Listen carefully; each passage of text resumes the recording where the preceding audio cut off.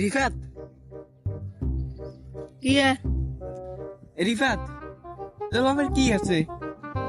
Dubai যে Burj Khalifa আছে এটা তো আমার আব্বার বেটা, তুই কি জানোস? কি বলিস? দুবাই যে বুর্জ খলিফা আছে এটা তোর আব্বার? আরে আগে তো জানতাম না, তাহলে তো যাই ঘুরে আসতাম একদম। আইছে তোর আব্বার কি আছে? হ্যাঁ, আমার আব্বার কি আছে? আরে বাংলাদেশ ব্যাংক আছে না, ব্যাংকের ম্যানেজার আমার আব্বা। তুই তাহলে জানিস বুঝেছি, জানুনি তারপরে কথা কইস। বাংলাদেশ ব্যাংকের ম্যানেজার। তোর আবার আর কি কি আছে? হ্যাঁ বল। অস্ট্রেলিয়ার আমার বাপের একটা গরুর খামার আছে, তুই কি জানোস? আমার মরুভূমি আমার বাপের উটের খামার আছে, তুই কি জানোস বেটা? তোকে তো হলো কই নেই বেটা। তোর আব্বার কি আছে? কি আমার আবার কি আছে?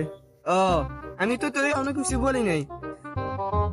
কাতারে আমার আব্বা মুরগি খামার আছে, তারপরে সাউথ আফ্রিকা আমার আব্বার গরু খামার আছে। তুই কি জানিস ওটা? আমার আব্বার মুরগি খামার আছে, গরু খামার আছে, বাংলাদেশের ব্যাংকের ম্যানেজার। তুই কি জানিস? তুই তো জানিস না। ও আচ্ছা, আবার কত আবার আর কি কি আছে? আমার বাপের বেটা বিশ্বের লগে বেটা ল্যাম্বরগিনিতে চলাফেরা করে বেটা, তুই কি জানোস বেটা? আমার ফেদিনকে দুবাই থেকে ঘুরে আইছে বিশ্বের লগে ল্যাম্বরগিনিতে করি, তুই এখনো জানোস না? করে বলবো আস্তে আস্তে মেলা। তোর বাপের কি আছে? এরকম মাসের দিকে তাকাই রিসুস খা করে। কিলি উপরের দিকে নিয়ে তুই বুঝাস না?